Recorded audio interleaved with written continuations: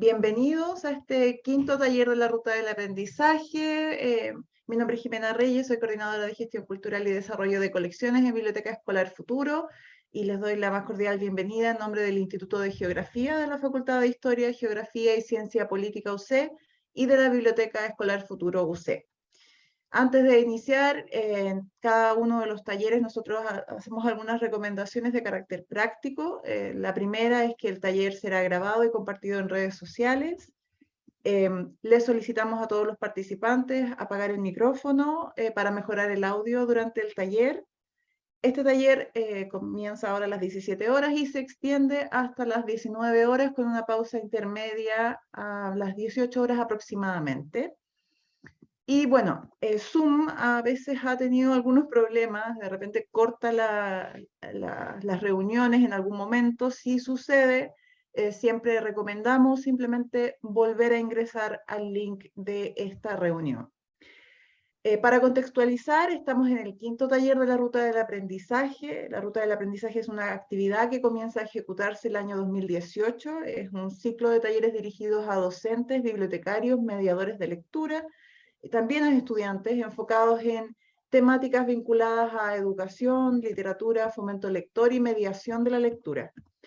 Esta ruta en particular tiene como nombre Ruta del Aprendizaje, Geografía, Territorio y Desafíos Socioambientales y es la primera ruta que coordinamos en conjunto con el Instituto de Geografía. Consta de un ciclo de talleres, de 6 talleres, que abordarán temas que se encuentran en el debate público y que son percibidos como desafíos a resolver con urgencia y en el largo plazo. Entre ellos están el cambio climático global, la escasez hídrica, la sustentabilidad y el aprovechamiento de los recursos naturales. En cuanto al formato, esta versión de la ruta será mixta. Tenemos 5 talleres que son en formato online, este es el último, y el sexto y último taller a cargo del profesor Marcelo Lago será en formato presencial.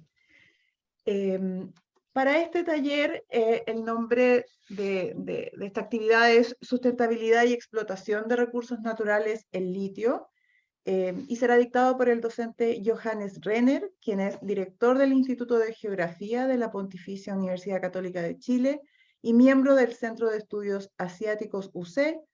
Estudió geografía y se doctoró en la LMU de Múnich, Alemania, dedicándose principalmente al campo de la geografía económica. Su investigación actual aborda los efectos del extractivismo y de las relaciones económicas entre América Latina y Asia, desde la perspectiva del desarrollo sostenible y gobernanza de recursos. Profesor, muchas gracias por ser parte de la Ruta del Aprendizaje por primera vez. Esperamos que sea también una buena experiencia para usted y le dejo la palabra. Muchas gracias, Jimena. Gracias a todos ustedes que están organizando este ciclo de talleres, incluyendo a mi colega Valeria Fuentealba del Instituto y evidentemente todo el equipo de la Biblioteca Escolar Futuro. Sí, definitivamente para mí es un agrado aquí participar en esta actividad. Porque en general yo me motivo con esta temática que a lo mejor a veces a algunos colegas de geografía le parece como un poco extraño que un geógrafo, alguien que se interesa en temas de sustentabilidad, se dedique a temas tan económicos, a temas de minería, evidentemente, que inmediatamente estamos asociando a daños ambientales. Y justamente por eso quería incluir este tema en esta serie de intervenciones que todo por parte de nuestros colegas del Instituto de Geografía OCE, que todos han tenido una visión desde lo ambiental, desde la sustentabilidad, y quiero agregar también este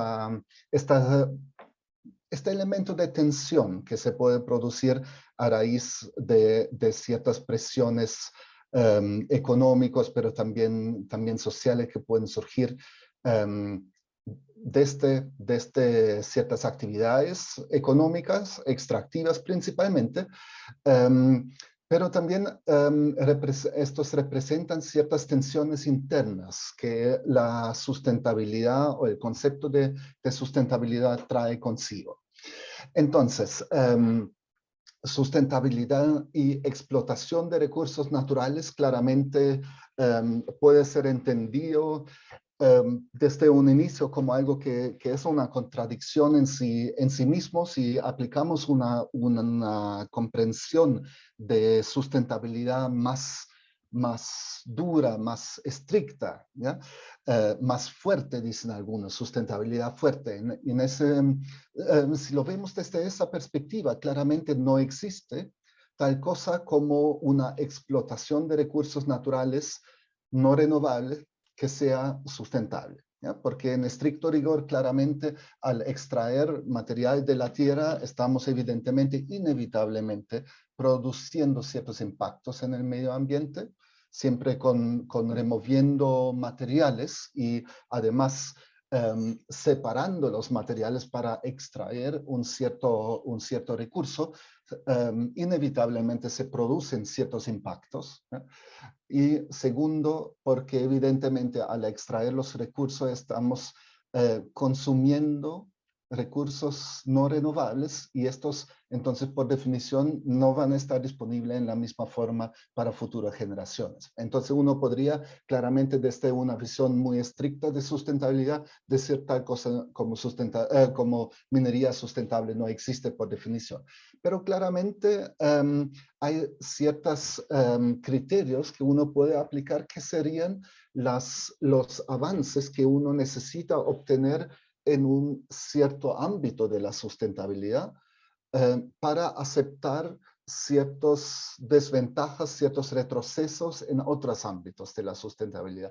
Para ser más claro, cuánto desarrollo en términos económicos y cuántos impactos sociales positivos necesitaríamos generar con una actividad minera para legitimarlo desde una perspectiva de sustentabilidad. Y allá como el primer concepto que necesariamente aparece, y como lo mencioné al inicio de la sesión, mi idea es darle primero durante unos 40 minutos, algo así, unas introducciones conceptuales, unos antecedentes sobre el extractivismo, respectivamente el caso del litio en particular, para después discutir esas tensiones en conjunto. El extractivismo, primero, ¿qué entendemos entonces por la lógica del extractivismo, que es frecuentemente criticado en los últimos meses, entre otros también en el ámbito de la discusión sobre la propuesta de nueva constitución, aparece el concepto de extractivismo. Y uno de los autores más importantes en ese contexto, Gúdinas, un autor uruguayo, él define el extractivismo a raíz o apoyándose en esta matriz que cruza el volumen o la intensidad de la extracción con el destino, quiere decir, para qué se extrae. ¿Ya? ¿Y por qué es eso importante? Porque evidentemente hay muchas otras actividades que extraen algo de la naturaleza, ¿ya? Cuando estamos haciendo agricultura también estamos extrayendo ciertos recursos de la naturaleza, pero son, por ejemplo, en una agricultura campesina, esos volúmenes y la intensidad de extracción es muy baja, ¿ya? Y además están destinados a un ámbito local, a un mercado local, y en ese contexto no serían considerados extractivismo. Lo que se considera extractivismo en ese contexto es cuando tenemos intervenciones de alto volumen, alta intensidad de extracción, que se dedica sin mucho procesamiento industrial, se dedica a la explotación, ¿ya? Entonces, cuando algo se extrae a grandes cantidades, no se procesa y se exporta como materia prima, estamos hablando de extractivismo. En ese sentido, claramente la extracción de minerales cae en esa categoría, pero también, por ejemplo, monocultivos de exportación en el ámbito agrícola pueden entrar aquí en esa visión del extractivismo. Pero quedémonos con la extracción de minerales. Aquí abajo del esquema hay una cita que me parece importante. Goodenough plantea que al denunciar el extractivismo y denunciar malas prácticas, denunciar efectos ambientales negativos, no implica necesariamente estar en contra de todo tipo de uso minero agrícola, sino de una forma específica de llevarlo adelante. Quiere decir, justamente se incluye acá la visión que no tiene un procesamiento importante en el país donde se extrae, ¿ya? Se extrae como materia prima y evidentemente con fuertes impactos ambientales. Entonces, allá está la crítica. La crítica no necesariamente apunta a cualquier actividad extractiva en sí mismo, cualquier actividad, digamos, de extraer minerales.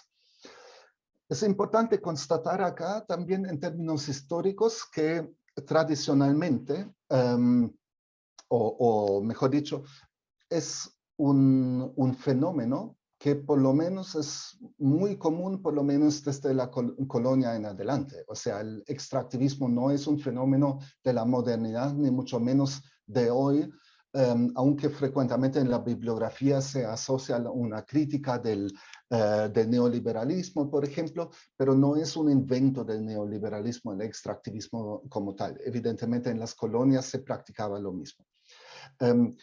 Y además, interesante constatar que particularmente en América Latina, por eso esa visión desde un autor latinoamericano es particularmente interesante, la idea del neoextractivismo, y eso se refiere a la observación que en gobiernos de centro izquierda en América Latina, en gobiernos progresistas, se ha mantenido frecuentemente el modelo en el sentido definido en la matriz arriba, ¿ya?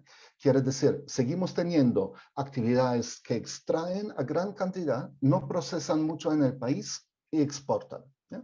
Eso lo tenemos también cuando vemos al modelo de minería en Bolivia, por ejemplo, o en Venezuela, o en también la Argentina con gobiernos de izquierda, etcétera. ¿Ya? Entonces aquí él lo cruza con esa lectura política y dice, allá justamente se construye a raíz de un papel protagónico que el Estado toma, una supuesta o real legitimación de la actividad extractivista a raíz de la idea que así se generan altos ingresos para el Estado, y el Estado con una política progresista se encarga de generar los beneficios sociales y económicos para toda la sociedad a raíz de esa actividad extractivista. ¿Ya? Entonces, él denuncia, si uno quiere, que en el fondo el modelo extractivista se mantiene en estos gobiernos de izquierda. ¿Ya? Solamente se legitima a través del papel del Estado y a través de los beneficios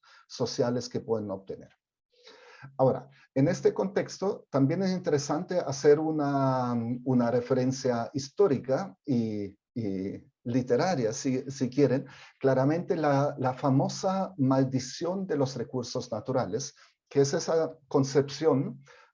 Está ingresando alguien, ¿yo lo tengo que admitir o alguien? No, ya lo admitimos. Perfecto. Acá viene alguien.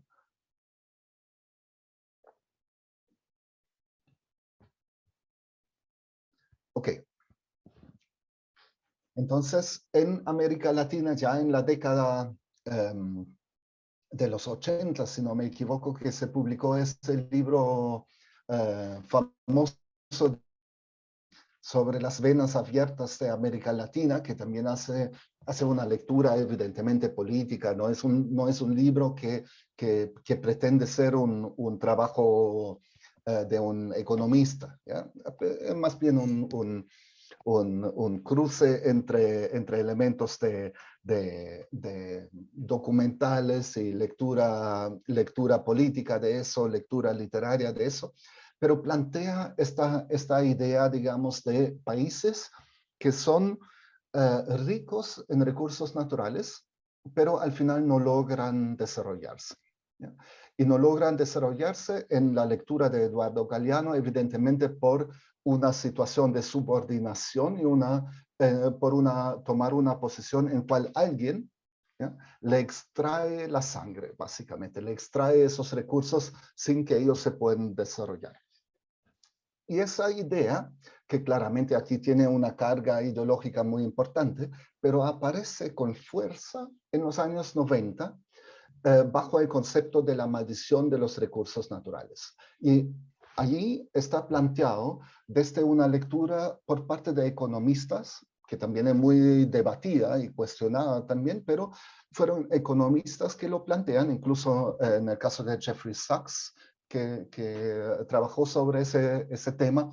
Él ha obtenido un premio Nobel en economía, entonces menciono eso para decir, tampoco es una lectura de economistas que no fueran reconocidos, ¿ya?, sino es una lectura de autores realmente relevantes y con una importancia en la disciplina económica. Plantean la idea de esa maldición de los recursos naturales. Quiere decir, los países ricos en recursos naturales no crecen tan rápidamente como se esperaría, o no se desarrollan, pero típicamente se mide con el crecimiento económico. Y como geógrafo, evidentemente a nosotros nos interesan también esos fenómenos que se asocian a una escala subnacional, donde la actividad minera también produce contradicciones en el territorio, produce tensiones en el territorio. Lo que tenemos en esta imagen es una foto del puerto de embarcamiento del concentrado de cobre en la cercanía de Antofagasta, representando evidentemente la capital, si quiere, de la minería chilena, Antofagasta, sin lugar a duda, una fuente sumamente importante de ingresos de capital a nivel macroeconómico, un ingreso de capital al país a raíz de la exportación del cobre, pero en el mismo momento Antofagasta también se ha convertido, y justamente bajo la influencia de esa abundancia que produce la exportación de cobre, Antofagasta se ha convertido en una ciudad sumamente cara y una ciudad que se ha vuelto aún mucho más desigual de lo que fue antiguamente. En Antofagasta, y eso representa la foto al lado derecho arriba, en Antofagasta han surgido con fuerza poblaciones, tomas irregulares, tomas con mucha precariedad, frecuentemente también expuesta a mucho riesgo, ¿ya? Entonces, esa lógica tenemos frecuentemente en los territorios que están marcados por la actividad extractiva, que si bien se produce riqueza económica, se producen flujos de capital que ingresan al país, se producen estas contradicciones y estas desigualdades en el territorio. Ahora, como lo había mencionado, las explicaciones por qué se produce ese fenómeno de la maldición de los recursos naturales vienen fuertemente de la economía, y por eso le quiero mencionar hay más, pero tres de las principales explicaciones económicas por qué los países que tienen recursos naturales no crecen tan fuerte como uno esperaría. Lo primero es la relación de cambio de los bienes exportados.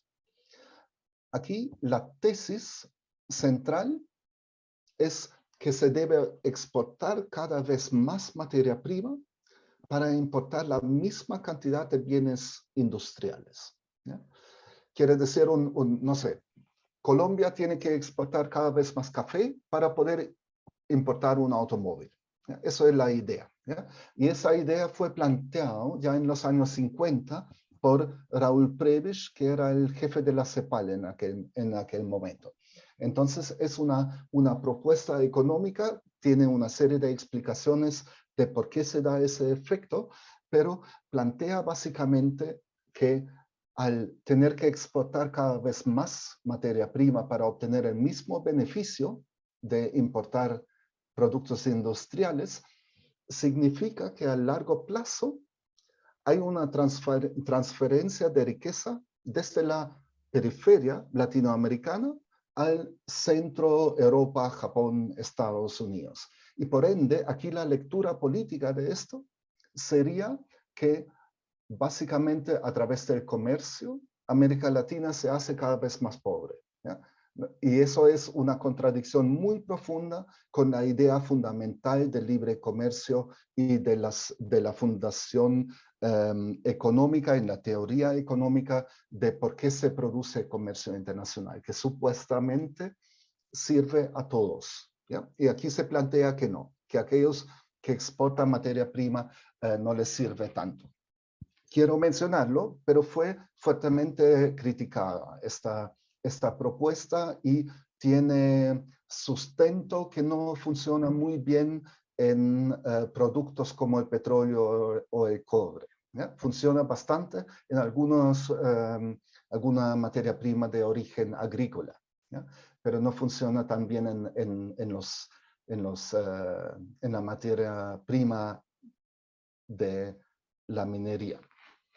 Pero la segunda explicación económica sí es importante. La industria minera suele desarrollar poco nexo, pocos enlaces, poco encadenamiento con la economía local, ¿ya? Actúa más como un enclave y frecuentemente escuchamos acá también la crítica que genera poco valor agregado, ¿ya? Uno escucha ese argumento frecuentemente cuando hablamos de minería.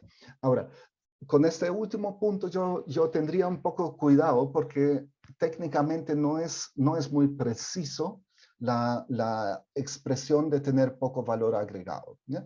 Es mucho mejor hablar que tiene pocos nexos con la economía local. Entonces, no trabaja con proveedores locales o no trabaja mucho con proveedores locales, no trabaja con industrias que usan esa materia prima para producir algo más sofisticado, ¿ya?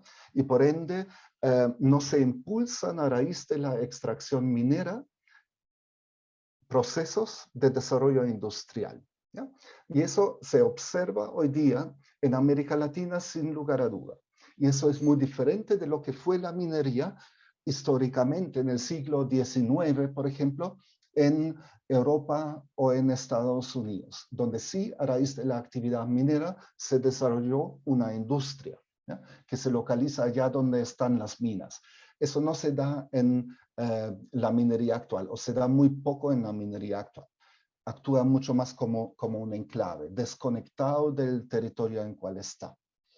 Y por último, el síndrome holandés. El síndrome holandés es una idea que evidentemente por llevar Holanda en el nombre, evidentemente surge de allá porque se había observado que en Holanda, en el momento cuando Holanda empieza a desarrollar yacimientos de petróleo y sobre todo de gas, otros rubros de la industria manufacturera de Holanda entran en crisis, ¿ya? Le va mal al resto de la economía cuando a la minería le va muy bien, ¿ya? Eso es la idea central del argumento del síndrome holandés. En el caso de Chile significa cuando el precio de cobre es alto, se sobrevalora la moneda nacional, se sobrevalora el peso chileno, ¿ya? Cuando el precio del cobre es alto, el peso chileno es muy fuerte, el dólar está muy bajo, ¿ya?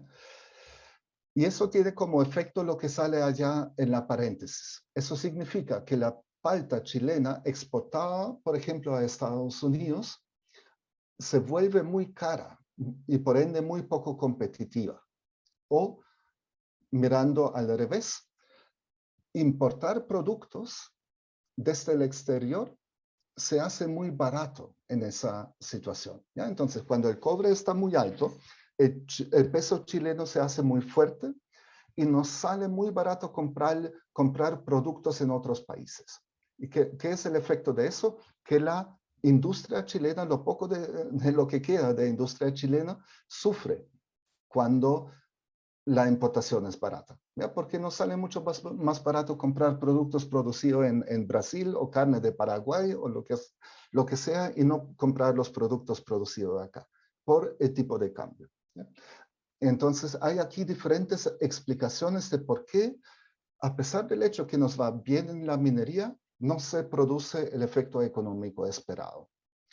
Y hay una explicación que viene de otra área, que es la explicación desde la ciencia política, que plantea la idea del Estado rentista. Un Estado rentista es un Estado que se basa fuertemente en ingresos que se le están generando simplemente a raíz de cobrar a otros agentes por el uso de materia prima. Entonces, una renta no es un impuesto, ¿ya? El impuesto que el Estado cobra es lo que toda la sociedad, todos los ciudadanos o todas las empresas aportan al Estado para que el Estado pueda funcionar y prestar todos los servicios que requeremos todos como sociedad, incluyendo las empresas, requieren servicios del Estado, ¿ya? Que requieren el marco legal, requieren la seguridad, etcétera, incluso en una visión neoliberal. Entonces, impuestos son otras cosas. Impuestos es la idea de aportar al Estado por lo que el Estado presta a todos. Una renta del Estado sería simplemente pedir de manera arbitraria a una empresa que pasen plata para poder sacar algo del país, ¿ya? Alguna materia prima. Y entonces, en estados con un nivel elevado de esa renta minera, así lo plantean los cientistas políticos que están proponiendo esta lectura, en ese tipo de estados se observa que se establecen estructuras autoritarias con mayor probabilidad, ¿ya? Y sus proyectos de desarrollo, los proyectos de desarrollo del país, empiezan a estancarse, ¿ya? Y eso se asocia en la literatura de ciencia política con la implementación de mecanismos de corrupción, con implementación de mecanismos de clientelismo, porque el Estado, que vive básicamente simplemente del hecho que abre la mano y las empresas le ponen algo para que se quede callado y permita que se saquen la materia prima, este tipo de Estado, o mejor dicho, los gobiernos que manejen ese tipo de Estado, tienen como principal motivación mantener todo así como está, ¿ya? Mantener en el fondo los equilibrios, mantenerse en el poder, y para eso necesitan mantener los equilibrios de poder. Quiere decir, se instalan frecuentemente mecanismos donde los agentes en el fondo obtienen pagos más o menos ilegales y esos pagos lo traspasan a aquellos grupos que lo mantienen, ¿ya? Eso es un poco la lectura. Simplemente para mencionarlo, los casos que sostienen, que siempre se aportan para discutir ese fenómeno de los estados rentistas, provienen en gran medida de la África subsahariana, ¿ya? Entonces, principalmente, no exclusivamente, pero allá uno encuentra muchos países donde efectivamente se han dado esos procesos. Tenemos muchos casos donde a través de un golpe militar, un revolucionario llega al poder echando al dictador anterior, y en el transcurso de las próximas décadas nunca más suelta el poder, se mantiene en el poder, se deja pagar por ese tipo de mecanismo y se convierte en dictador o en un régimen autoritario por su parte, ¿ya?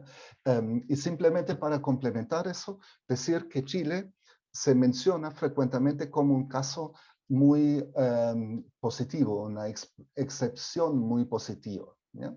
En la bibliografía frecuentemente se encuentra a Chile como caso que demuestra que no necesariamente los países caen en esa categoría de Estado rentista, ¿ya? Que Chile ha sabido escaparse de esta amenaza, ¿ya? Simplemente se lo relato porque frecuentemente la lectura de afuera de nuestro país es marcado por esa interpretación. Ahora, vamos al caso litio y simplemente algunos antecedentes para aclarar un poco dónde estamos hoy día con el litio y qué es lo que se proyecta, qué es lo que se se espera de este mineral que muchos están ya etiquetando como el oro blanco de Chile o el futuro sueldo de Chile, haciendo referencia al pasado con el cobre, evidentemente. Entonces, primero una breve referencia, cómo se obtiene, dónde se obtiene el litio en el mundo, y eso es importante porque el litio es un elemento químico que es bastante frecuente en la superficie de la Tierra. ¿Ya? No es un mineral, perdón, no es un elemento químico que esté asociado a minerales muy pocas veces presentes. ¿Ya? Pero los principales yacimientos de donde actualmente se puede extraer con facilidad y que son aptos para el desarrollo de la minería de litio, se concentran fuertemente en ciertas áreas. Y aquí una foto clásica de la situación en el Salar de Atacama, en Chile, donde se encuentra uno de los principales yacimientos, una de las principales reservas, pero por sobre todo una de las principales extracciones actuales del litio. Si vemos la situación de producción en el año pasado de litio en el mundo, podemos ver cómo está hoy día dominando Australia la producción mundial de litio, algo que hace unos 5 años atrás fue muy diferente. Hace unos 5 años atrás era Chile por lejos el principal productor de litio a escala mundial, pero Australia ha invertido en los últimos años mucho y ha crecido muchísimo la extracción de litio en este país. Pero como ven, también tiene la característica de ser extracción en un espacio principalmente árido. ¿Ya? Entonces, son particularmente esas las zonas donde encontramos el litio de fácil acceso. Segundo, importante destacar la importancia de Chile y de China como productores 2 y 3 actualmente a escala mundial. Y eso es particularmente importante porque China es también el principal consumidor de litio. Vamos a llegar inmediatamente a la pregunta para qué se usa y por qué tanto euforia asociado al litio. Ahora, ¿por qué en Chile nos interesa tanto si ya hemos perdido el papel de líder a escala mundial, principalmente por producir un cuarto de la producción global? Muestra que es una actividad donde Chile tiene un papel hoy en día sumamente importante. Y segundo, porque somos el país que en el estado actual de los registros y de la viabilidad de explotación de litio, Chile es el país con las mayores reservas a escala mundial. ¿Ya? Entonces, ya claramente se generan muchas proyecciones y muchas expectativas de un futuro crecimiento. Y eso se debe principalmente a lo que es conocido a veces como el triángulo de litio, ¿ya? Que es este área más o menos entre Bolivia, Chile y Argentina, ¿ya? En cual se encuentran unos 2/3 de las reservas total mundiales del litio, ¿ya? Y se encuentran asociados principalmente a diferentes salares. En el caso de Chile, aquí está mencionado solamente el salar de Atacama, pero hay una serie de salares más que son importantes en ese sentido. Por ejemplo, el salar de Maricunga también aparece últimamente fuertemente como uno de los lugares donde hay reservas importante de litio. Al lado derecho arriba, evidentemente una imagen famosa del salar de Uyuni con esas estructuras características. Y extracción, como lo podemos ver acá o suponer ya a raíz de esa imagen, a diferencia de lo que es la minería del cobre, es una minería de bajo costo, la minería de litio, porque no implica un movimiento de masas de tierra tan importante como sí lo es el caso en la minería de cobre. Eso como primer elemento. No es necesario remover grandes cantidades para llegar al material que contiene el mineral de litio. Y eso se da principalmente porque en los salares, y por ende también en la situación en Chile, la situación predominante en Chile, es diferente en Australia, pero no voy a hablar del caso de Australia. Pero en Chile se produce de esta manera, que desde el acuífero de los salares, ustedes saben que debajo, voy a retroceder un momento, debajo de lo que podemos observar como salar, como esa superficie plana del salar de Uyuni, o lo mismo en el salar de Atacama, una superficie casi perfecta plana, pero debajo de esa, a pocos metros de profundidad, está un acuífero, ¿ya? Está contenido agua debajo de esa superficie de minerales con muy alto contenido de sal, ¿ya? Y este acuífero, esta agua subterránea, contiene diluido sales en muy grandes cantidades. Es una salmuera, ¿ya? Una situación de agua con contenidos de sales diluidos en agua, disuelto en agua, pero de muy alta concentración, ¿ya? Este acuífero contiene agua que evidentemente no es potable. Frecuentemente escuchamos que es como 7 veces, se dice frecuentemente, 7 veces más salado que el agua en el mar, mar muerto se llama, ¿cierto? Entonces es una concentración muy elevada de sales. Entonces, esta salmuera se extrae, se bombea, y como es a muy poca profundidad, ¿ya? Es relativamente sencillo bombear ese agua, acumularlo en las piscinas de evaporación que podemos ver acá, y eso le conviene también a la minería de litio en el caso de Chile, o en el caso de ese triángulo de litio que había mencionado, que estamos hablando de un área que es sumamente seco, evidentemente, estamos hablando del desierto de Atacama, y además tiene una radiación solar muy fuerte, ¿ya? Entonces, con fuerte radiación solar, muy poca humedad en el aire, se da relativamente rápidamente la evaporación del agua de esas piscinas, y se van bombeando de una piscina a la otra, y cuando llega en el fondo al color más oscuro, amarillo, amarillento, color café, ¿ya?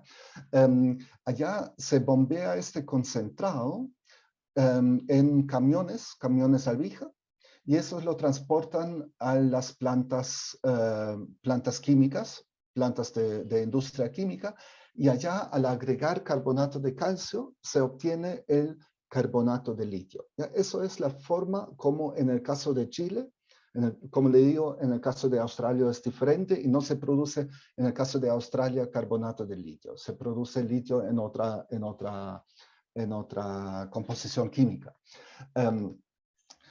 Entonces, este proceso tiene esas ventajas, digamos, en términos de costo que había mencionado, pero claramente en términos de impacto, utiliza muy grandes volúmenes de agua, en su mayoría agua que proviene de la salmuera, ¿ya? Necesita también un poco de agua fresca, agua limpia, pero principalmente utiliza la salmuera, el agua que está contenido en la salmuera, pero tiene una intensidad de agua que es muy elevada, ¿ya? Se requieren más o menos 2.000 metros cúbicos, 2 millones de litros de agua para obtener 1 tonelada de litio, ¿ya? Entonces es relativamente, es mucho el agua que se está evaporando en ese proceso, o se está utilizando en ese proceso. Y esto claramente tiene impacto en los ecosistemas, que son muy vulnerables, incluso si este agua que se está bombeando no es agua en el sentido de agua potable manejado por la DGA, ¿ya? O utilizable para el riego o algo, ¿ya? Si no es esa salmuera de cual estamos hablando. Y evidentemente, como se puede observar en esta imagen, el impacto en el paisaje también, en el impacto en la representación de la naturaleza, en nuestra percepción y en lo que significa para nosotros también es muy evidente. Simplemente aquí la representación gráfica de este acuífero en esa zona de salares, ese acuífero que se nutre de las zonas de recarga en la altura, en el altiplano o en las zonas de los bofedales en los Andes, ¿ya? Y de estas zonas, el acuífero debajo de los salares se nutre con agua y aquí se produce esta situación de este agua que está muy cargado de sales disueltos, ¿ya? Pero claramente en este ámbito hay este tipo de ecosistemas en mucha cercanía que en el fondo la recarga de otros cuerpos de agua desde el mismo acuífero claramente se ve también afectado cuando se baja el nivel de ese acuífero por el bombeo a raíz de la extracción de la salmuera. El mismo triángulo del litio evidentemente está también coincidiendo en el espacio, por ejemplo, con la distribución. Aquí los dos mapas representan dos diferentes especies de flamencos, ¿ya? Y su distribución en el área de los Andes, coincidiendo claramente con lo que es la distribución de los salares, que en el mismo momento, de hecho, el conjunto de los salares son también parte de una red de sitios aptos para los flamencos, y varios de ellos tienen un cierto nivel, pero relativamente deficiente, un nivel de protección como humedales o bajo la lógica de los sitios Ramsar. ¿Por qué entonces el litio?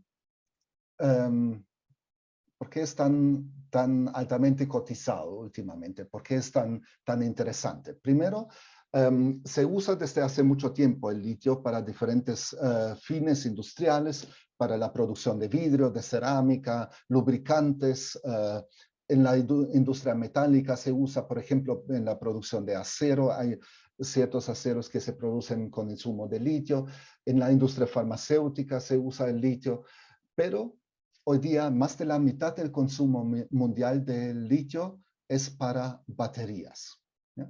Y las baterías, seguramente lo saben, son un elemento clave en el cambio de la matriz energética, en la implementación de una lógica de carbono neutralidad, una implementación de uso de energías renovables para evitar justamente o para reducir la huella de carbono de nosotros. Entonces, frecuentemente la producción de energía a raíz de técnicas de energía renovable no tradicional, por ejemplo, energía solar, energía térmica, etcétera, no coincide con los espacios de consumo, ¿ya? Entonces, se produce primero un problema de transporte de energía y segundo, nuestros usos de energía, justamente en la energía fósil, se asocia también con el transporte, ¿ya? Y al asociarse con el transporte, evidentemente, el gran problema es cómo logro transportar mi fuente energética. Y por ende las baterías son un elemento clave. Las baterías fueron durante mucho tiempo el punto técnico o tecnológico de quiebre de mayor problemática para el uso de esas alternativas a la tecnología tradicional de fuentes energéticos fósiles, ¿no? Entonces, allá el litio se convierte en algo que es sumamente necesario para combatir lo que vieron en otro elemento, en otro de los talleres, el tema del cambio climático, por ejemplo, ¿ya? Entonces, allá se suma la gran pregunta. Estamos al inicio de una fiebre de litio, ya se desató fiebre de litio. Hemos visto que en Chile las reservas son destacadas a escala mundial, tenemos una producción anual que está muy importante actualmente, que hemos quedado un poco atrás en la producción de litio, a raíz de la inversión muy importante en Australia, y últimamente Argentina ha invertido mucho en la extracción de litio con la misma tecnología como nosotros, lo que implicará en los próximos años un fuerte aumento de la extracción de litio en Argentina, es por esperar. Entonces la pregunta claramente es, ¿cuáles son las proyecciones de demanda y de producción de litio? Y asociado a eso también el tema de la disponibilidad. Como lo había mencionado anteriormente, la disponibilidad de litio a escala mundial es relativamente alta. Es por sobre todo una pregunta cómo está disponible en ese momento en el sentido de su concentración y de la posibilidad de extraerlo a un costo bajo, ¿ya? Y actualmente estamos en una situación donde claramente la demanda se está disparando, principalmente por el tema de las baterías, como lo había mencionado, y por una serie de diferentes compromisos que los países desarrollados han hecho en términos de reducir su huella de carbono, y lo obliga a implementar ese cambio energético, y eso, dado la situación tecnológica actual, necesariamente lleva a un aumento del consumo de litio. Y eso se refleja actualmente, disculpa, pensaba que va a aparecer otra lámina. Ya, no importa, voy a llegar a la otra lámina. Aquí tenemos entonces el crecimiento de la producción en Chile o en el mundo de carbonato de litio. Aquí no está Australia porque ellos lo extraen de otra forma y llegan al litio, pero en otra combinación química, ¿ya? Entonces, en carbonato de litio es principalmente la extracción de Chile lo que predomina, pero en el mismo momento, cuando estamos hablando del oro blanco, es importante considerar cuál es el peso económico actual del litio en comparación con el cobre, ¿ya? Para tener en el fondo una cierta proporcionalidad. Y esto es una representación como rectángulo de la exportación de Chile por diferentes tipos de producto. Y lo que podemos ver, esto que aparece aquí en ese color rojo oscuro, son diferentes productos minerales, ¿ya? Y esto abajo en ese color café son los derivados de ellos. Entonces podemos ver que cobre en su forma de mineral y concentrado, respectivamente de cátodos de cobre, suma casi la mitad de nuestra exportación, ¿ya? Mientras que el litio es esto aquí, ¿ya? Que es 1% de la exportación actual, ¿ya? Entonces eso es importante también tenerlo presente en términos de la proporcionalidad. La distribución de ese litio, el carbonato de litio, aquí simplemente destacar la importancia de los mercados asiáticos y China actualmente en una tremenda expansión de la promoción de la movilidad eléctrica, ¿ya? Entonces aquí, desde China, a pesar del hecho que China crece más lento que antes, etcétera, está haciendo ese cambio brutal del uso del carbón como fuente energética muy importante a fuentes energéticas alternativas, y en muchas ciudades de China ya hay un fomento muy fuerte de la movilidad eléctrica. En varias ciudades de China, por ejemplo, ya no existen las motocicletas tradicionales, sino existen solamente motocicletas eléctricas, y en el futuro seguramente que también se va a implementar a nivel de automóviles algo similar. Y eso se traduce actualmente en los mercados de China. Tenemos esa situación de precio. Pueden ver como aquí en los últimos 5 años había un tiempo en cual había una oferta relativamente fuerte del litio, mientras que todavía la electromovilidad no se expandía mucho, y eso es el tiempo cuando el precio del litio estaba reduciéndose sucesivamente en los años 2017, 18, 20, pero en los últimos 2 años se ha disparado, se ha multiplicado básicamente por 5 en los últimos 2 años. ¿Ya? Entonces aquí claramente se encienden una serie de fantasías o de esperanzas. Ahora, en Chile, claramente el caso del litio tiene también una serie de particularidades. se inició en el Salar de Atacama a raíz de la actividad de la empresa minera Anaconda, que tenía en aquellos tiempos el yacimiento Chuquicamata, ¿ya? Que antes de que fue nacionalizado. Entonces Anaconda también empieza con extracción de salmuera, pero posteriormente el litio es considerado un recurso estratégico de propiedad estatal y se arrienda a empresas privadas mediante Corfo, ¿ya? Y allá SQM, como empresa chilena, ustedes seguramente conocen de SQM, que es una empresa con una reputación y una historia bien particular.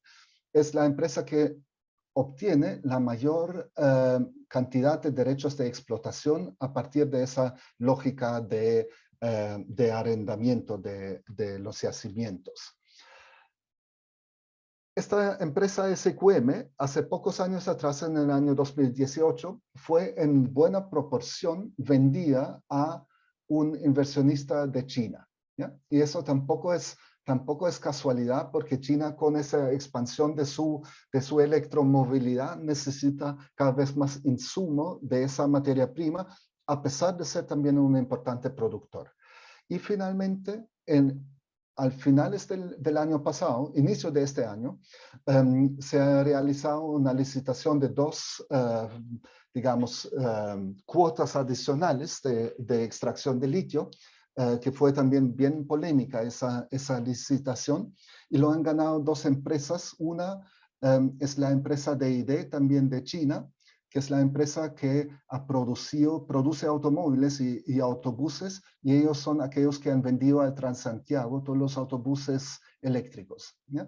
Entonces lo que vemos acá, que sí, también hay un cierto nexo, posiblemente, hay un nexo entre la actividad de ciertas empresas que pueden utilizar esa materia prima para producir productos industriales y la actividad minera en sí misma. Y eso me lleva a la necesidad de mirar a los casos específicos de quiénes son los agentes, quiénes son las empresas o los agentes económicos que efectivamente intervienen. Y allá en 2018 se llegó a un acuerdo entre SQM y la Corfo manejando esos recursos por encargo del Estado chileno, y había mucho conflicto sobre los contratos de arriendo que Corfo había dado a SQM. Y en 2018 llegan a un acuerdo, y allá SQM cede un montón de cosas. Y a mí me parece muy interesante cuáles son los puntos que aparecen acá. No los voy a leer en detalle, sino quiero destacar de qué se tratan esas cosas. Primero, hay ciertos mecanismos en ese acuerdo que generan mayor ingreso al Estado chileno, ¿ya? Entonces, para superar esa situación de conflictividad, SQM concede de pagar mucho más al Estado chileno para tener ese beneficio de poder extraer la materia prima. Segundo, una parte importante de la producción es destinado a precios preferenciales a ser vendido dentro de Chile, ¿ya? Y eso es una medida claramente que apunta a fomentar, a impulsar el encadenamiento local, nacional, mejor dicho, de la actividad de extracción, ¿ya? Algo que vimos anteriormente como un problema. Tercero, se garantizan ingresos para la comunidad local, principalmente indígena, pero no exclusivamente, pero principalmente las comunidades indígenas en los bordes del Salar de Atacama obtienen pagos directos de la actividad extractiva minera, que es un punto que es muy interesante y también conflictivo, lo podemos discutir después, porque es justamente la idea que una empresa, para hacer uso de ese territorio, da una compensa a aquellas comunidades que viven allá y cuyo entorno están destruyendo. Se entiende desde esa lógica. Pero también es interesante que se acepta eso cuando supuestamente estos recursos no son de una comunidad específica, sino son del Estado chileno, ¿ya? Entonces, es un tema que es bien interesante, y los volúmenes también llaman la atención. Lo podemos discutir más más adelante también. Y el fomento del conocimiento. La empresa se obliga a invertir también montos anuales importantes en investigación, ¿ya? Quiere decir nuevamente algo que apunta a la idea que salir de esa lógica de quedar atrapado en ser simplemente el proveedor de materia prima. Hagamos una pausa y luego propongo, estamos justo en la hora, y luego propongo que reflexionemos un poco sobre las tensiones asociadas a la lógica de sustentabilidad a raíz de este ejemplo. Perfecto. Yo creo que podríamos volver a las 18 con 11 minutos. Ahí les avisamos. Perfecto. Gracias. Gracias, profesor. Entonces, bienvenidos, bienvenidas de vuelta al taller. Vamos a la segunda parte, un poquito más corto, pero entramos al tiro. Primero quería preguntar si hay algún tema específico que tienen alguna pregunta al respecto, que lo pueden hacer. Pero el elemento principal de esa segunda parte es que yo les voy a mostrar algunas frases, algunas afirmaciones que pienso que nos podrían servir como insumo para que se posicionen al respecto y simplemente abren su micrófono, si quieren también la cámara, siempre más agradable para nosotros si vemos la persona con cual estamos conversando, pero según su preferencia lo pueden hacer o no, pero simplemente activar su cámara y intervenir. Preguntas directo a lo que mencioné. Simplemente para entrar entonces, recordar que hemos visto la idea que los países, que puede ocurrir eso lo que se llama la maldición de los recursos naturales, que por diferentes razones los países, a pesar de ser exitosos en exportar una materia prima, no pueden crecer o no crecen lo esperado. ¿Por qué se produce eso? Y habíamos visto el caso particular del litio por dos razones principalmente, o tres, por los cuales es muy interesante. Es algo que se encuentra actualmente en una rápida expansión, todavía muy limitado en su importancia relativa, el cobre es mucho más importante, pero se encuentra en rápida expansión. Tiene un papel importante para poder justamente proveer la producción de baterías, etcétera, asociado al cambio energético que se está produciendo en el mundo. Y finalmente, también porque tiene constelaciones de diferentes agentes económicos que son particulares, que son bien específicos. Son muy pocas las empresas que están activos. Hay una relación extraña con el Estado a través de Corfo. Hay la participación de China. Entonces, es un caso que presenta una serie de tensiones que se enmarcan en una posible maldición de los recursos naturales, pero también en posibles respuestas, ¿ya? Y además permite discutir el tema de la sustentabilidad, ¿ya? ¿Alguna pregunta? ¿No? Entonces, yo propongo que le muestro esas preguntas. Voy a un documento Word aquí muy a la antiguo. Simplemente compartir esto con ustedes. Si pueden ver estas dos afirmaciones A y B. Me imagino que sí está en su pantalla. Ya. Sí. Perfecto. Y eso se asocia un poco, nosotros como los geógrafos, como contextos. Los geógrafos nos obsesionamos frecuentemente con el tema de la escala, ¿ya?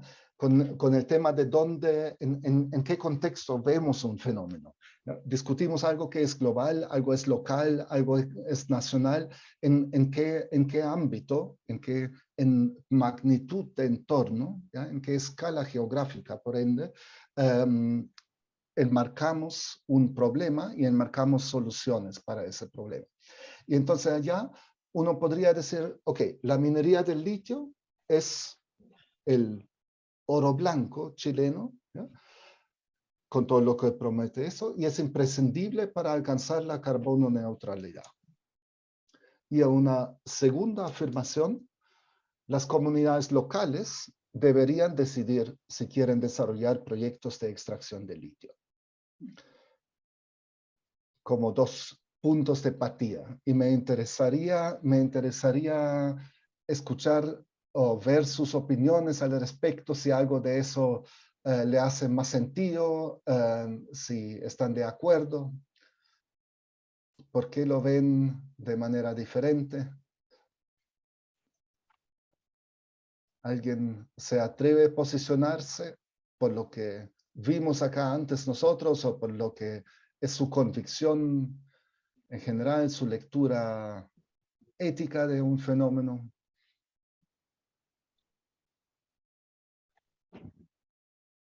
Ahí invitamos a tomar la palabra, a lo mejor a alguien que ya haya estado también en los otros talleres, veo por ahí a Enzo, que ha participado en los otros talleres, entonces también tiene como una visión más panorámica de lo que ha sido esta ruta, a lo mejor nos puede compartir su perspectiva. Hola, buenas tardes. Disculpen por no encender la cámara, pero hay unos problemas técnicos. A mí me pareció bien interesante esta charla junto con la otra.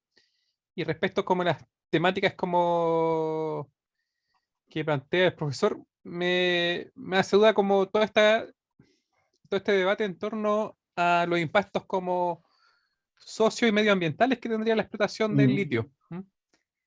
Sobre todo como esta forma de explotación que supuestamente tendría que podríamos decir, socavar los salares, produciría como un impacto como al nivel de paisaje. Claramente, como dicen, como está el peso de la carbono neutralidad, que para lograr ese objetivo el litio es como algo casi indispensable. Entonces, me gustaría saber si hay como algún desarrollo como de iniciativas de explotación que no afecten tanto como el medio ambiente, pues, en realidad. Y respecto como a la otra pregunta de investigación, como el peso de las comunidades locales en la industria extractiva chilena es como no, no se avisora tanto, porque, por ejemplo, el Banco Interamericano del Desarrollo cataloga como con distintas nomenclaturas los niveles como de relación que tienen las comunidades con la empresa, y generalmente en Chile es como está como la información y la alianza, no hay algo, no se muestra como la cooperación o un beneficio más profundo que tengan las comunidades locales si se llega a explotar el litio.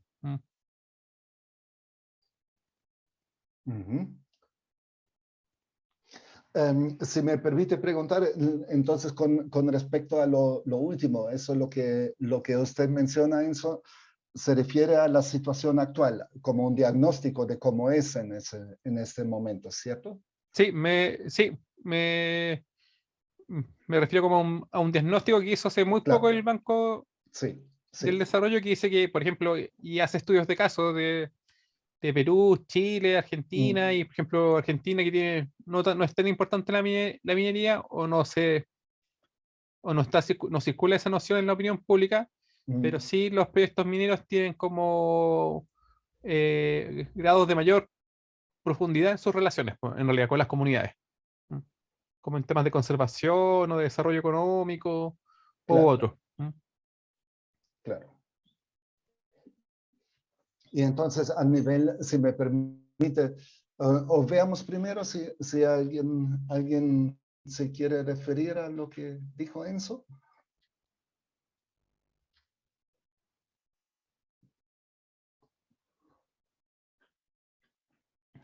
Entonces, tal vez puedo volver a preguntar. Entonces, ¿ustedes consideran si el diagnóstico es en este momento que la relación con las comunidades locales es más bien una relación de informar y escuchar su voz en los procesos de estudio de impacto ambiental, donde es obligación que se escuchen a las comunidades locales, pero no, eso lo que dice no es vinculante típicamente. Entonces,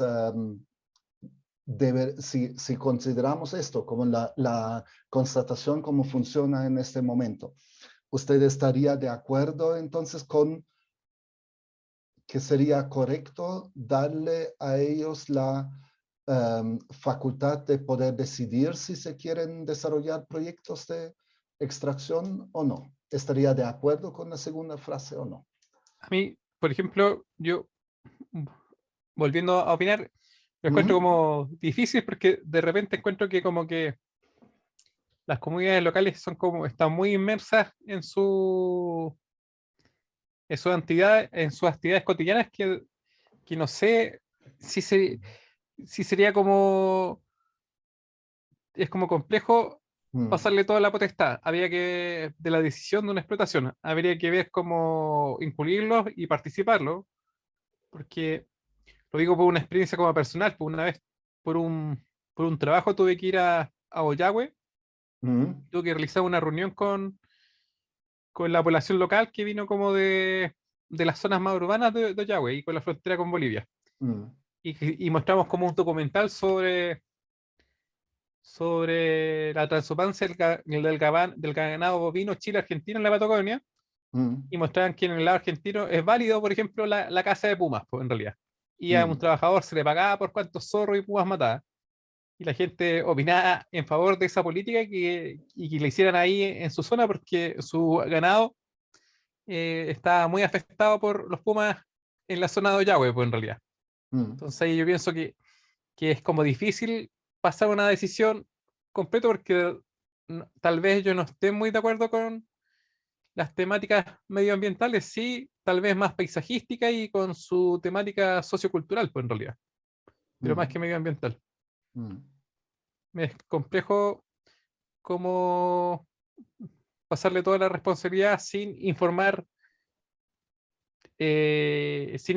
profundamente los impactos, tanto locales como y los resultados que puede tener esta explotación, tanto a nivel local como a nivel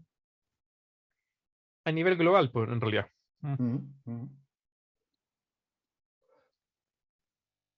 Sí, es interesante lo que usted plantea, que tiene que ver con el tema de información, pero también tiene que ver con un tema que no tiene, ¿cómo decirlo? Que no es para disminuir la importancia de la percepción de una comunidad local o tampoco para cuestionar lo correcto de su percepción, pero claramente es una parte interesada en un conflicto, como también evidentemente la minería es parte interesada, lógicamente. ¿Ya? Pero entonces claramente es complicado dejar la decisión exclusivamente, como usted lo menciona, en una de las partes interesadas. Se han hecho en varias partes, en varios países, por ejemplo en América Central, pero también en Colombia, se han hecho varios como especie de plebiscitos locales sobre si quieren una actividad minera o no. ¿Ya? Y allá en general se obtiene siempre un rechazo de la actividad minera con un 98%, una cosa así, típicamente. ¿Ya? Y después de poco tiempo, este mecanismo que al inicio fue un mecanismo muy celebrado como un mecanismo importante para escuchar las voces de las comunidades locales, pero ha caído un poco en una crisis justamente porque surgieron esas dudas si preguntando de cierto modo uno va a obtener siempre el rechazo.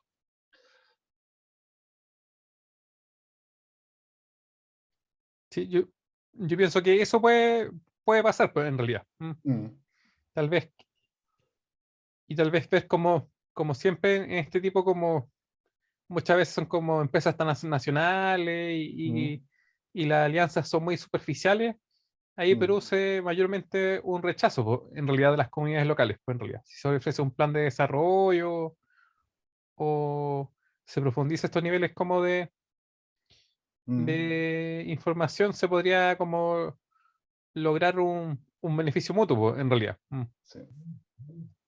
dentro de todo lo complejo que es una industria minera, porque generalmente la industria minera siempre, por su característica extractiva, es bien severa, pues. Transforma la geografía de los lugares.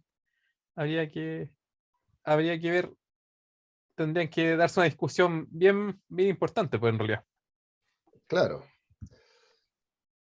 Y si uno lo abre un poco más de las comunidades, las imágenes que le mostré del Salar de Atacama, por ejemplo, ustedes lo saben, el Salar de Atacama también es un destino turístico muy importante en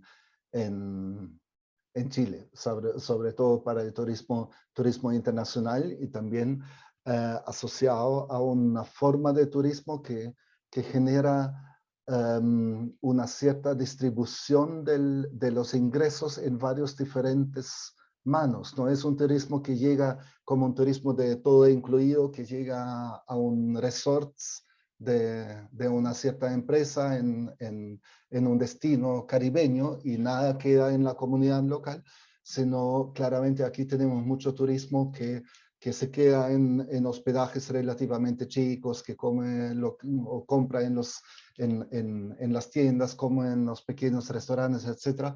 Entonces hay muchos procesos económicos que se asocian a otras actividades que pueden estar en conflicto con lo que usted mencionaba, cuando dijo no le interesa tanto o no tiene un vínculo tan directo con la ecología en sí mismo, pero sí con el tema paisajístico y socioambiental en su totalidad. Y eso último claramente se relaciona con la actividad turística. ¿Alguna otra opinión aquí de los participantes?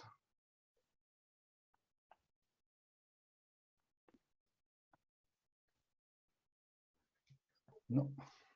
Y profesora, ustedes, Diga.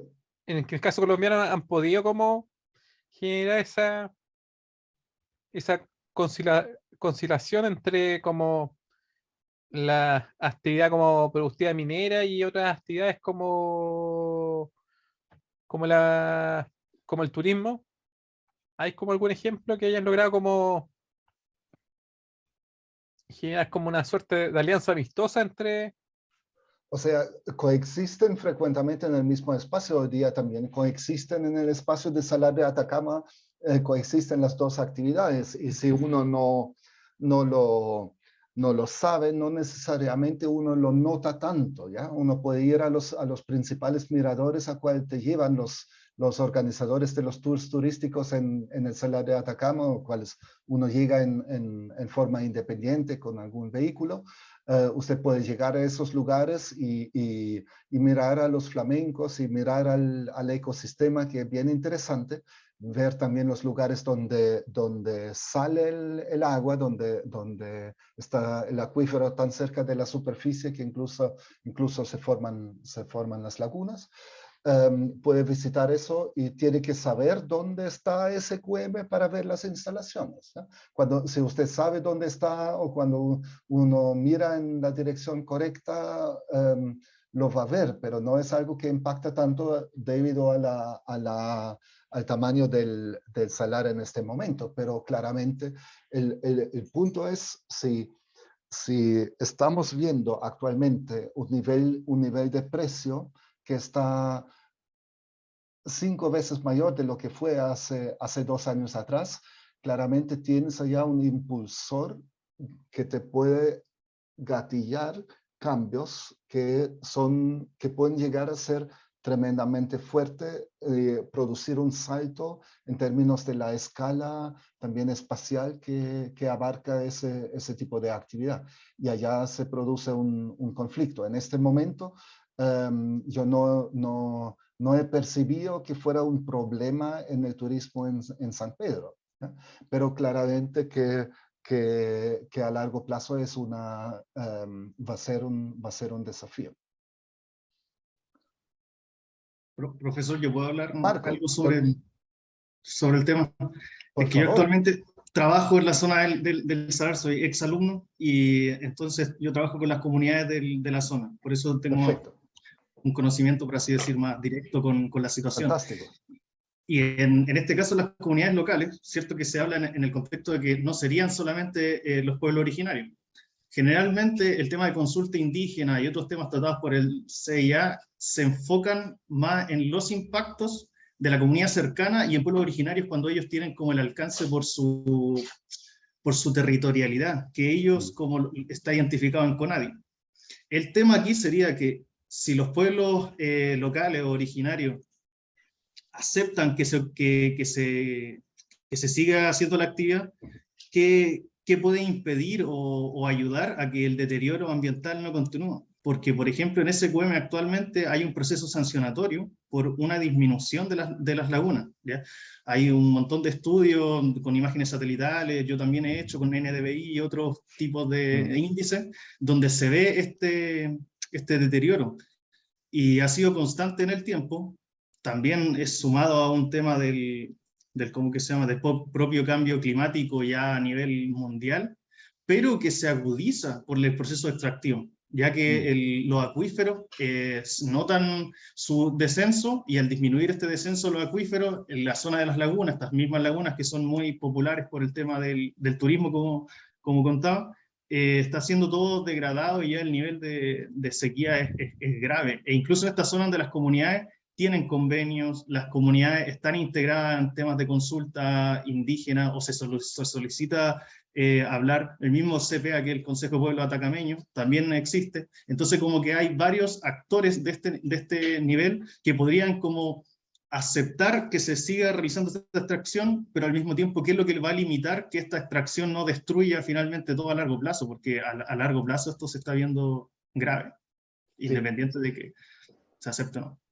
Sí, absolutamente. Esta intervención de usted, Marco, también va un poco desde mi perspectiva en la dirección de la escala apropiada y también de la experticia, digamos, que se requiere para la evaluación. Pero también un tema de escala, porque me parece sumamente importante considerar acá la situación particular de la relación entre minería de litio y comunidades locales. Lo que mencionó Enzo anteriormente, es absolutamente correcto que en Chile en general la relación con las comunidades más de informar y hacer algunos proyectos, y eso es básicamente la situación. Eso es verdad en la gran mayoría de la minería en Chile, particularmente en la minería de cobre. Sin embargo, en los dos grandes agentes en la minería de litio, que es Albemarle, una empresa estadounidense, y que es SQM, los dos, por varias presiones que han tenido, han aceptado o han negociado, han propuesto mecanismos de compensación monetaria a la comunidad local que son gigantescos, que son millones y millones de dólares, ¿ya? No pesos chilenos, sino millones y millones de dólares que se pagan a comunidades relativamente chicos como compensación, ¿ya? Y esto claramente es algo que yo no cuestiono que se deben compensar.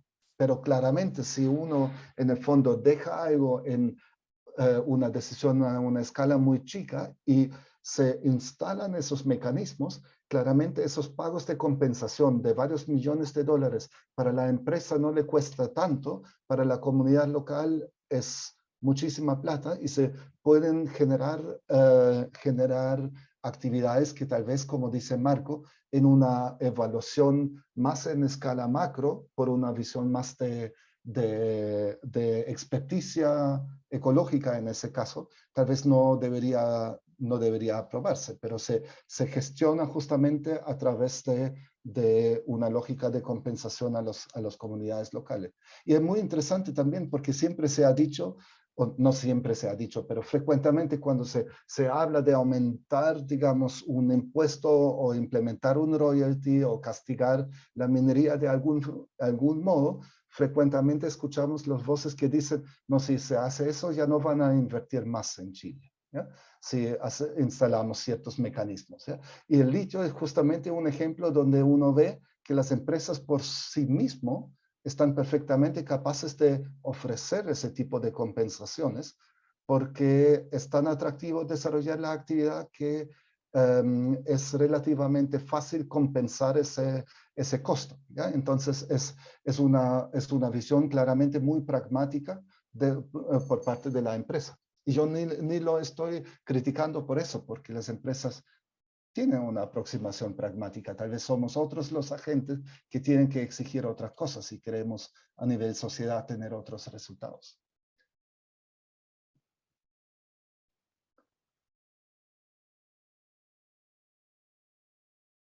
Sí, me gustaría solo para agregar un poco a este tema de los impactos, de que el tema de esto que mostró usted al principio de las piscinas que se ven en el salar, estas piscinas son netamente por una metodología de extracción del litio como tal, ya que existen otras, y otras no son aplicadas netamente por un tema que tiene mayor costo.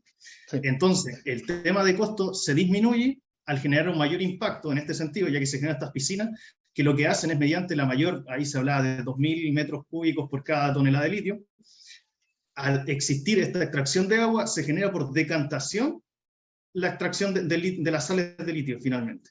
Entonces, si se aplicaran otras tecnologías, otras fórmulas que quizás requieren más electricidad o mayor maquinaria pesada, permitiría una reducción en el impacto, por lo menos de los acuíferos, en ese sentido. Y si es de los acuíferos, ya del ecosistema en general, ya que afecta a las lagunas, ¿cómo que se llaman? Los animales que habitan aquí y todo el tema vegetacional que existía y que fue gravemente dañado. O sea, todavía se habla de eso. De hecho, las comunidades fueron impactadas en el sentido de que ellos fueron los primeros en ver esto, en ver cómo empezó a quedar todo más seco. Allá la gente me habla, me dice, antes todo esto, el horizonte era verde, o sea, en septiembre o en los periodos de lluvia altiplánicos. ¿Y qué pasó actualmente? Ya cada vez se empieza a ver menos verde en esa zona, y las lagunas mismas que generan estos espejos de agua, que cuando ocurre el ocaso se ilumina, ellos lo veían como algo escultural, es ancestral, y lo tienen como en su memoria colectiva, por así decir, de que existía, y que actualmente ha ido descendiendo, y justamente por un tema de los pozos. Es impresionante el nivel de impacto que tiene SQM y Albemarle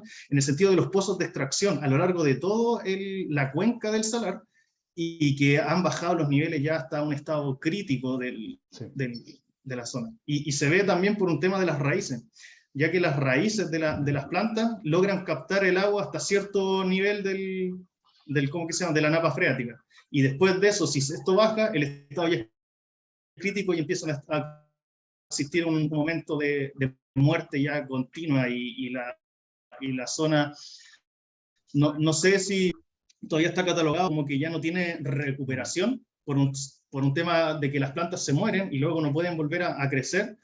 Y cuál es el alcance de esto. Por eso yo lo veía como cuál es la sustentabilidad de esto a largo plazo, aunque se llegue a un acuerdo, aunque se llegue a esto, si es que no se cambia la tecnología y el paradigma de extracción, porque si se sigue aplicando este método en las grandes piscinas, que es para ahorro de la empresa, al final termina impactando en una zona que cada planta, cada arbusto es como tiene un valor impresionante. No solo el desierto de Atacama es de los más áridos del mundo, entonces por eso tiene este valor.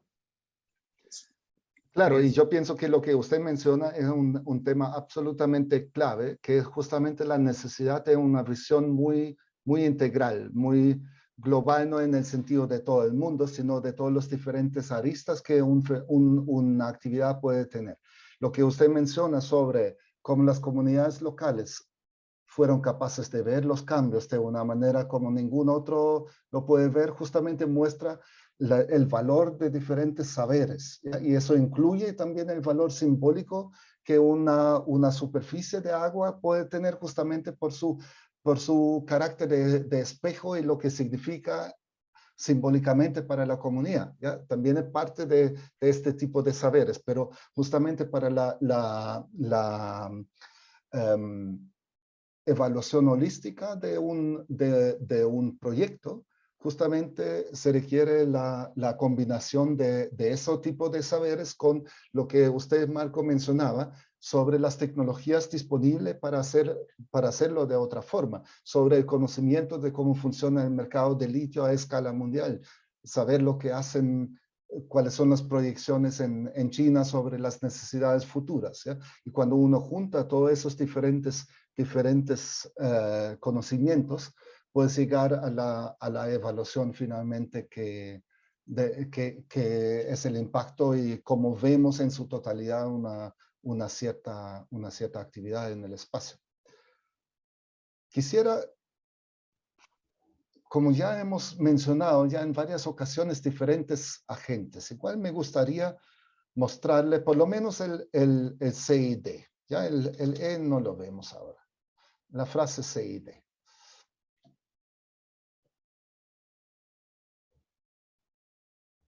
¿Qué piensan de eso?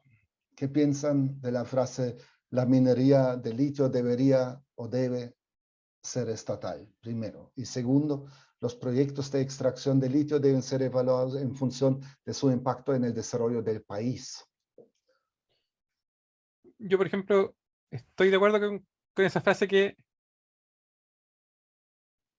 o sea, yo creo que con las dos frases, pues tiene que ser evaluado en función a los impactos que logra el país y también como cuando usted mostraba la diapositiva sobre las temáticas que la ciencia política o la economía política ha observado estos fenómenos que no sean simplemente una renta más, sino que la explotación de estos recursos por los impactos grandes que tengan, que se logre, por ejemplo, generar valor agregado o algunas medidas de mitigación en cuanto a las condiciones paisajísticas o de desarrollo sustentable en la zona, pues en realidad. Sí.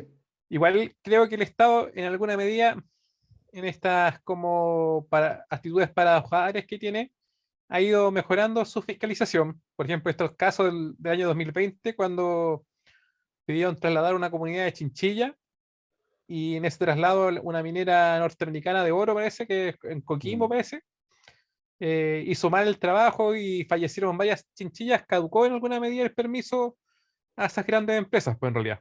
Igual se produjo un debate, pero por lo menos ahí se mostró como un cambio de actitud Sí. de las agencias estatales en cuanto al respeto del medio ambiente, pues en realidad. Pero aquí habría que estar generar como dicen ahora, una gobernanza con hartos actores que estén como participando y siendo deudores de esta actividad, pues en realidad. Sí. ¿Algún comentario con respecto a eso, lo que mencionó Enzo con la propiedad estatal de la actividad minera y el tema del impacto ambiental y todo? ¿Se imaginan que una visión crítica le respondería frecuentemente frecuentemente voces que van en contra de lo que dijo Enzo recién? Que plantean, por ejemplo, el problema que nace cuando el Estado es juez y parte a la vez, ¿ya? Cuando el Estado tiene que fiscalizar una empresa estatal, que además una empresa estatal que aporta muchísimo al presupuesto de la nación, ¿ya? Allá claramente puede generarse, y frecuentemente escuchamos esa crítica, una cierta conflictividad. Hay algunos que plantean que las empresas privadas son mucho mejor fiscalizado por el Estado que las empresas estatales, ¿ya? Una crítica que uno puede escuchar cuando nos metemos en esa discusión sobre los problemas asociados a estados de renta, por ejemplo. Y puede ser que la legislación sea lo primero y luego venga si es estatal o es privado, ya que el tema principal yo encuentro que es que no hay una fiscalización, o si la existe, no existe un nivel de cómo interferir en el proceso como tal de extractivo y en los impactos que se va generando de una forma más ¿cómo se llama? Global, ya que generalmente se trata muy en pequeña escala, como si hay un botadero de lastre o si hay algo pequeño que afecta una zona, pero no se ve a tema general o global, como yo estoy diciendo, del tema de las lagunas, que el tema afecta a todo el borde del salar. es un tema y los pozos que existen de extracción de salmuera se encuentran en esa zona. Entonces, es el tema ¿cómo que se llama? De las leyes finalmente, que es lo que regulan. Yo quería como agregar solamente una cosa, porque conozco bien el tema del Salar de Atacama, que actualmente hay una agencia internacional que es la GIZ, yo no la puedo pronunciar bien en alemán, pero sí. Se encontraría como intentando generar un tema de limitar los impactos, de conocer los impactos, y de que esta extracción en Chile cuentan con ¿cómo que se llama? Con los estándares internacionales de extracción de la Unión Europea, ya que esta agencia es alemana, es del gobierno, pero tiene, ¿cómo se llama? Participa en conjunto con las empresas de Volkswagen y Daimler. Entonces, como que se exige actualmente, para lo que se quiere generar de autos eléctricos, que el tema de las baterías cuenten con todo este respaldo atrás, de que la zona o donde se está extrayendo este litio, que finalmente es para las baterías eléctricas, no esté destruyendo el país propiamente tal de Chile y no lo esté afectando a gran escala. Entonces, aquí se puede ver como una legislación que no sé si llamarlo supranacional, pero es extranjera, es de la Unión Europea, que por medio de Alemania y de la GIZ intenta como llegar a Chile y mediante sus requerimientos propios de esta empresa, empieza a tratar de generar una extracción más amable o amigable, con menor impacto en el territorio, que debería estar haciéndose por el lado chileno también, o sea, la legislación de Chile viendo cómo estos impactos se pueden mitigar, cómo se pueden disminuir y todo el tema, independientemente de si es privado o es estatal. Eso quisiera agregar. Sí. No, y eso, esa intervención de Marco me parece también muy interesante, porque nos lleva a pensar cuál es el papel de diferentes agentes, pero nuevamente asociado a la escala en cual operan, ¿ya? Y allá existe una muy buena oportunidad de mejorar todos esos procedimientos, y donde una minería local, también estatal, como dijo antes Enzo, puede jugar un papel importante, porque hay una lógica de una vigilancia, de una supervisión de los procesos, que viene más con agentes externos y más con una visión global, que lo que tiene frecuentemente grandes ventajas. Me estoy saliendo brevemente del contexto que estamos discutiendo, pero si ustedes ven, por ejemplo, cómo en el ámbito laboral ciertos procedimientos para erradicar el trabajo infantil, por ejemplo, han sido promovidos a escala mundial precisamente a través de la agencia de grandes empresas o grandes observadores, grandes ONGs también, que operan en todo el mundo y que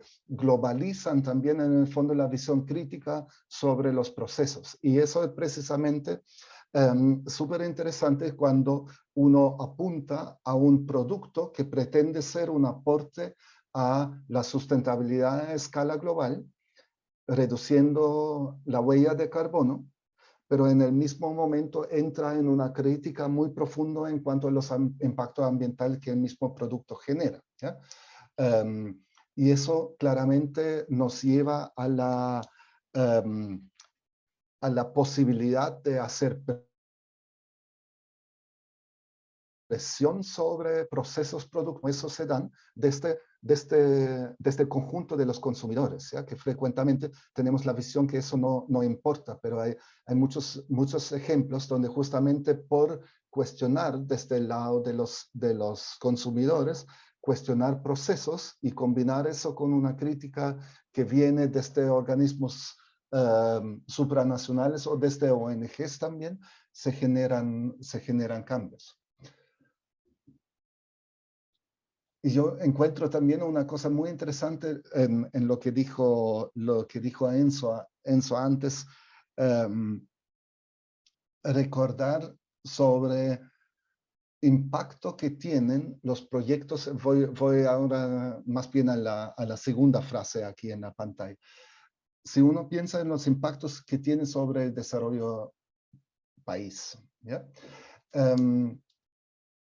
Allá en la minería de litio, con ese acuerdo que estaba mencionando, ¿eh?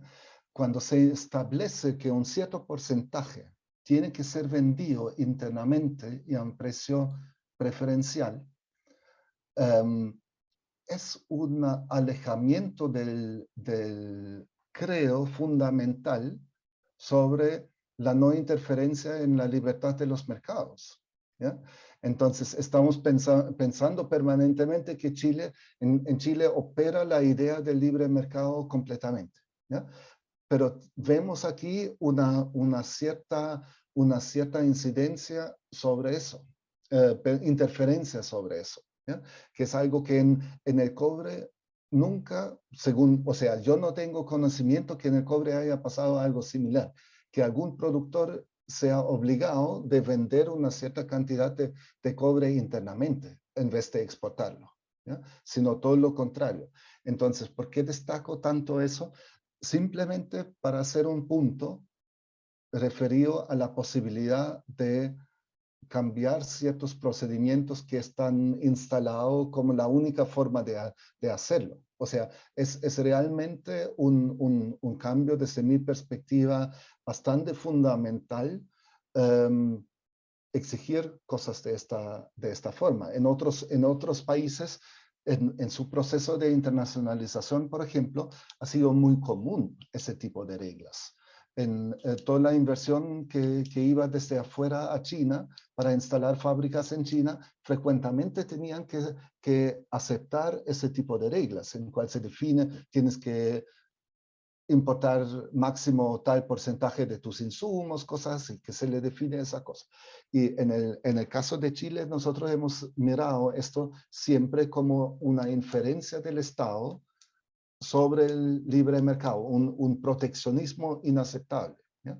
Y aquí aparecen en algunos puntos, aparecen así como guiños, que sí, en la minería, bajo ciertas condiciones, aparentemente se pueden hacer. Y eso simplemente quería destacar en el sentido de lo válido también de lo que dijo Enzo anteriormente, claramente que en la tradición chilena tampoco es pensable la afirmación C. Y Enzo dijo, desde su perspectiva, sería mejor.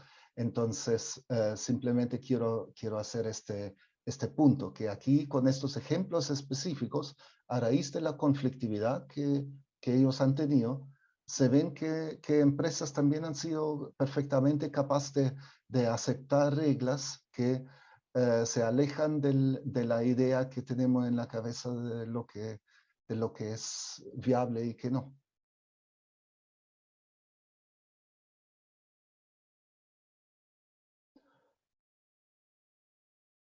Hoy día estamos con dos colegas que intervienen y el resto no tanto. No importa. Puede ser que también de repente hay temas que no le quedan tan cerca, no le quedan tan cómodo. Espero solamente que le haya servido igual lo que le mostré como ideas fundamentales y que pueden ser de uso para ustedes. Y nosotros igual siempre disponibles si quieren contactarnos por correo electrónico o algo y le podemos ayudar en algo, la voluntad y disposición está siempre.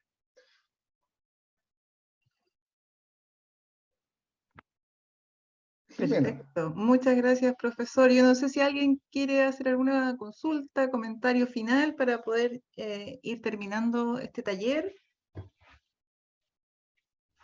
Bueno, por mi parte, profesor, en representación de la Biblioteca Escolar Futuro, muchas gracias por el taller. Creo que es una instancia muy interesante. También me alegra que estos talleres después quedan grabados y nosotros hacemos toda una difusión a los colegios, entonces es una gran oportunidad para los profesores del área que puedan acceder a esta información y también compartirlos con sus colegas. Muchas gracias. Solo quería pedirles a los asistentes que puedan completar nuestra encuesta que hacemos en cada taller. Mi conexión está inestable, pero ya estamos terminando, así que no hay problema.